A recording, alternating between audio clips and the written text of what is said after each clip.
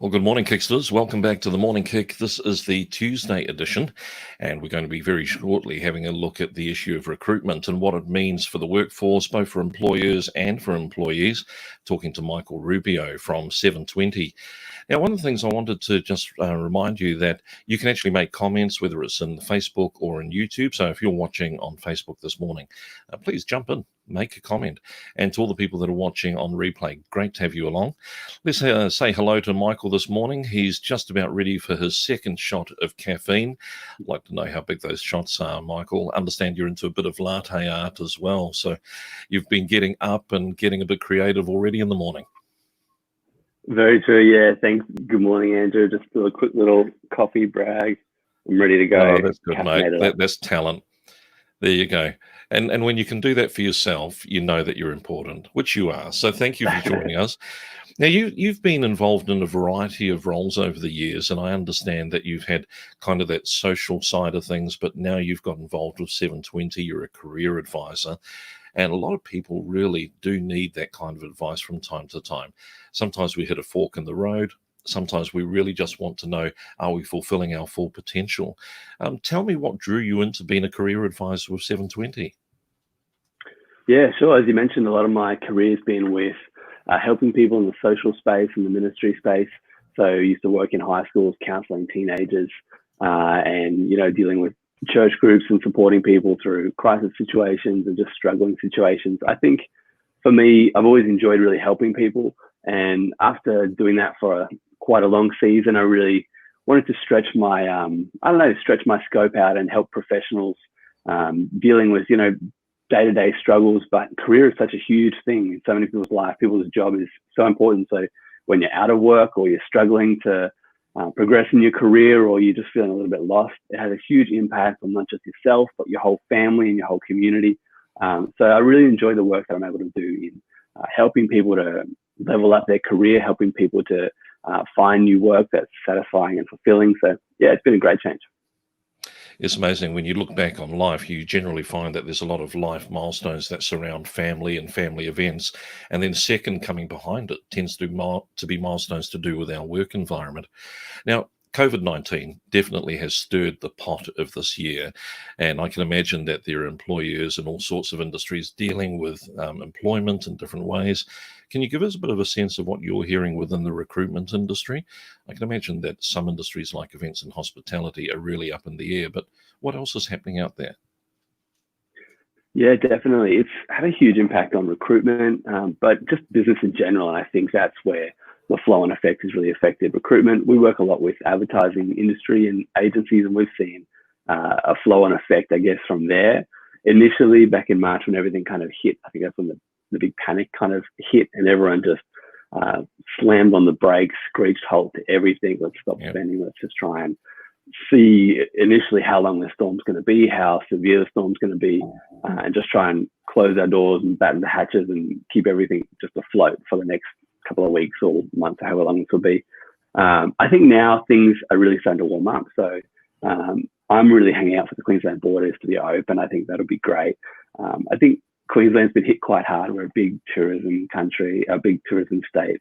We've got big heavy hitters like Flight Centre and Virgin, and they've been devastated by this crisis, obviously, and that's kind of flow on, I think. But in terms of recruitment, what we've seen is the market's definitely picking up now. Things are definitely starting to warm up. Cafes are opening in the city where I work, or in the valley. It's starting to look a bit more alive. People are heading back to the office, albeit somewhat tentatively. Like, I think there's going to be definitely a change in the way office structure works from now on. But yeah, just having a look at even some of the Seek stats over the last couple of weeks, there's definitely a big increase in job postings, in companies advertising again, which is great. Some industries, I think there's 185% increase from previous weeks in the job posting. So yeah, confidence is definitely coming up. Recruitment's starting to happen again. We've seen some companies do things a little bit differently. So some of our clients are still, they've got work, they've got scope and budget, but they're a little bit tentative still. So they're putting on contractors or part-time roles rather than just going straight into a full-time role, just to mitigate the risk a little bit in case something happens in a week or a month. There's new restrictions that might pop back up for some reason. They don't have to let someone go if they're part-time. They can keep sustaining that salary. So that whole gig economy that's out there, that's something that I think employers and employees may become more used to, just in terms of, I guess it's kind of like a freelancer market just booming a little bit more. Do you think that's where that tentative employer is going to be more interested in short-term contracts in the foreseeable future? yeah, I think it's a flip side coin. So yes, from an employer point of view, but also no from a candidate point of view. So that's been a hard time for a lot of people in that gig economy, freelance designers or creatives, or even people running their own consultancy or their own freelancing in whatever business industry they're in. But we work a lot with those freelance creators, and they've struggled quite a lot. Like for some of them, they've had almost years of continuous booking, back to back, always in demand, all of a sudden having absolutely nothing. They can't get the smallest little gig on the side. So again, I'm sure that'll pick up again, and so that'll be great. Still a great industry to be in, but it does present its challenges. So people who have had full-time permanent employment, I think through this season, as long as they haven't been stood down, have kind of fared a little bit better over these last couple of months. But then again, there's a lot of people that have used this and taken the most of this opportunity to, ramp up the family time intentionally and enjoy a long-needed holiday. And I know I've had some great time like that as well, and tried to make the most of it. But yeah, I think the gig economy, I don't know whether it'll ramp up or people will be more hesitant. I'll be interested to watch it closely. But yeah, I think definitely employers will be more keen to do that if they can. One of the things that we've noticed is that there have been certain industries where there's been more demand during COVID than there was pre-COVID. And so we've seen a couple of our clients have actually put on new sales teams or new customer service people. And I can imagine that that's a flow on. Once you've started to put on more customer service people, more sales people, that then flows into delivery and fulfillment, and hopefully more jobs start to flow. So while we're waiting for events and hospitality to kick back through tourism and that type of thing, there may be some industries where there's still demand or more increased demand. And I can imagine when you look at the online sales, whether it's Amazon setting up warehouses or delivery systems through Australia Post, there's going to be new jobs opening up across the sector, isn't there? Absolutely. Yeah, you're right. Just in my observations, I've seen heaps of e-commerce jobs come up, website optimization specialists, e-commerce, digital marketing roles popping up here, there, and everywhere from agencies and internal roles. Because it's been a really big push that a lot of people have been just kind of holding off. Maybe they've got a bricks and mortar store and don't see real value in going online. Now it's crucial. Everyone has to be online. That's the key place to be playing right now, and you want to be dominating that space. So yeah, things from marketing to advertising to having creative that cut through the noise, because it is a noisy environment online, and there's a lot of traffic, a lot of screen, a lot of static. So being able to cut through that's extremely important. And so there's definitely seen some roles, some industries, like you said, and companies that are ramping up their hiring, and so keen to see that flow on, I think, and I think it will flow onto external businesses as well, like you mentioned. We want to get some advice for people that are involved in looking at recruitment during this time.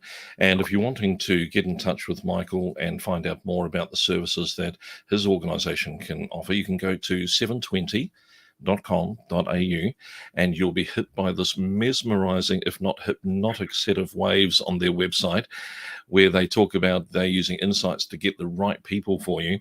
So have a look through 720.com.au and you can find out a little more.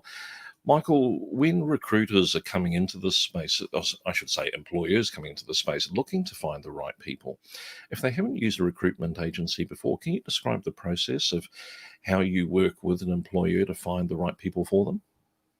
Yeah, sure. Initially, so I guess what you want to make sure you have is have in your mind what you need from the role, from the company. I think we find a lot of our clients find it a good way to develop a bit more of their employer brand strategy. So that's extremely important when it comes to recruitment, having a strategy about your employer brand. How are you seen in the marketplace? How do candidates think about you? If they see a job ad, do they, instantly scroll past and dismiss it really quickly? Or do they look at it and really search it and scour and say, oh, how do I get into a company like that? That's really the question. So what we try and do is ask those prying questions, in an initial consultation, a bit about their recruitment strategy. What are they doing already? The bare bones really is just to post a job out on Seek and have a budget and have work. That's really the bare bones, but it's really not going to cut through if you want to build an A team, if you want to build a strong, engaged team that are going to not just weather you through the storm, but take your company to the next level. You really do need the best talent, and it is really competitive. So we kind of do a bit of a pushback on that. Look at the role, look at the industry trends, what's happening, and yeah, I guess for us, we really enjoy our role because we get to be the employee brand advocate for a lot of different companies. So we're chatting with a lot of people in the industry, and we find it much easier, I think, to match up the people that have the certain values that match up with companies, the right culture fit, the right skill sets, but also the career progression for our candidates. So if they're looking for somewhere where they can take a bit more ownership, where they can really step up and move into senior management, they might be looking to jump into a bit more of a startup environment or a younger company or a smaller team where they can really take some ownership. Or if they're wanting to really diversify their career and the industries they've been in, they might want to be a part of more of a corporate environment or an agency environment or a client-side environment. So we kind of have these conversations with candidates and talk about multiple different industries, multiple different clients that we have, and really find the best fit for them.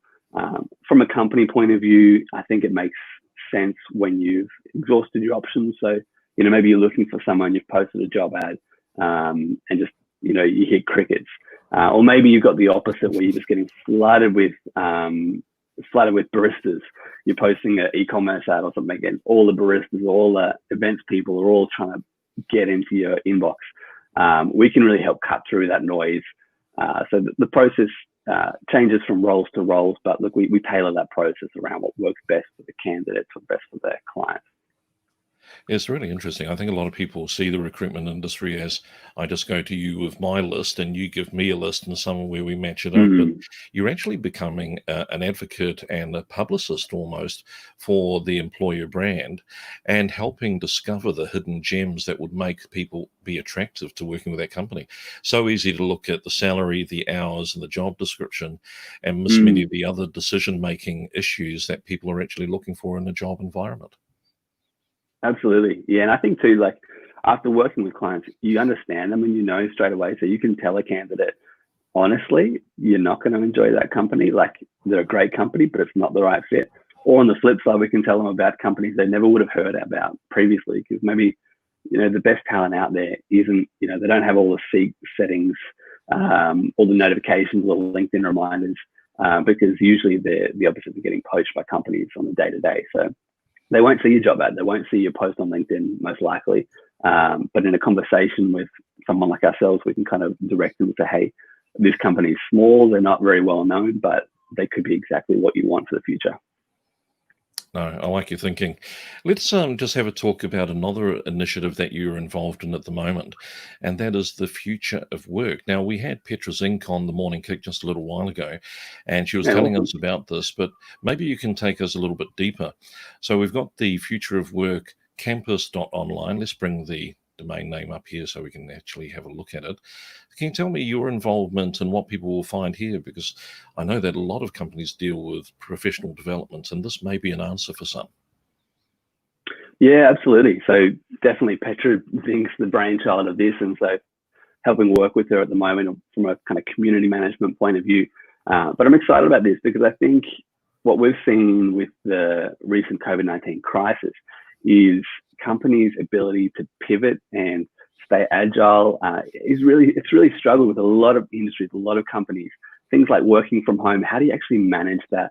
And as a leader, how do you lead your teams when you're all remote? You can't, pop up behind their desk and see what they're up to. You can't just catch someone at lunch break and ask them how they're doing. It's not quite as simple. So the Future of Work Campus is really a down-to-earth, practical personal development program that involves expert panels, that involves online meetups that happen regularly. It also has group career coaching sessions where you can really chat with people and get honest about your career and what you're trying to achieve.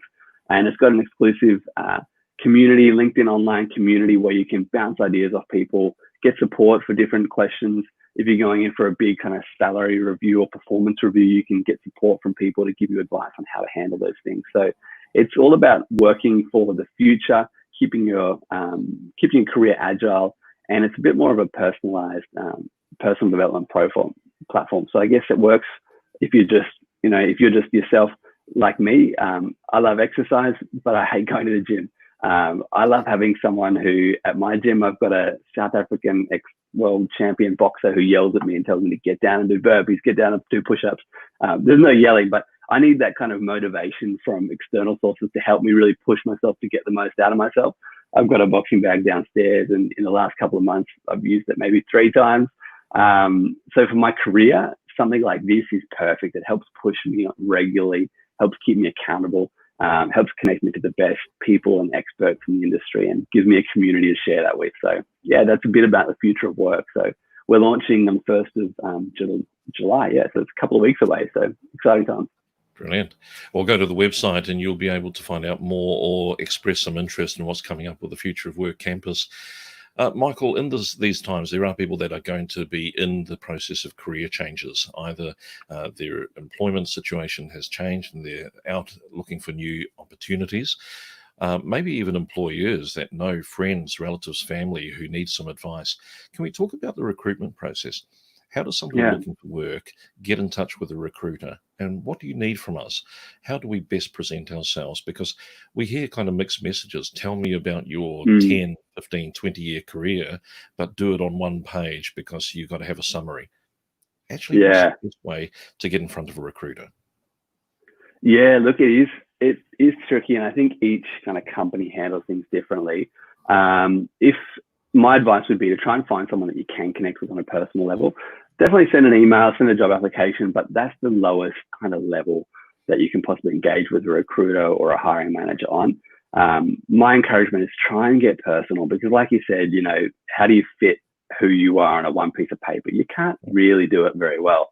So my advice would be, if you can send an email, do it. If you can make a phone call, if it's a phone number down the bottom, do it. Even if it's just a hello. I have candidates sometimes who'll just call me just to say, you put your number, I thought I'd just call and introduce myself. And for me, that thing's awesome. I know that person a little bit. Like, I've got a bit more of a connection with that person. And if you can, explain a little bit about where you're at, what the job appeals to you about. If you can meet in person with someone, then that's always the best. Coffee or a video chat like this, something like that, to kind of, again, build that personal connection. When it comes to a skills point of view and standing out in job ads, one of the trends that we're seeing is you need to be able to prove your skills and ability in a certain area if you can. So it's really easy for some industries, say like in graphic design, you don't just have your CV there. No one cares about your CV and where you've worked as much as seeing your work. So show us your actual work, show us your portfolio of your design, and that speaks probably louder than where you've worked previously in a lot of cases.